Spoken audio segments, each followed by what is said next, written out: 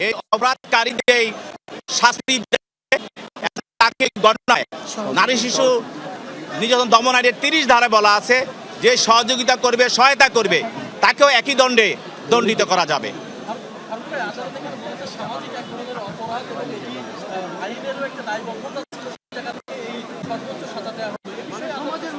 এবং এই বিচারকের অবজারভেশনে উনি বলেছেন যে এই ঘটনা সারা জাতিকে যেমনি নাড়া দিয়েছে এবং সমাজের যে আমাদের যে সমাজের যে অবস্থা, সেই অবস্থায় সমাজের শিশুদেরকে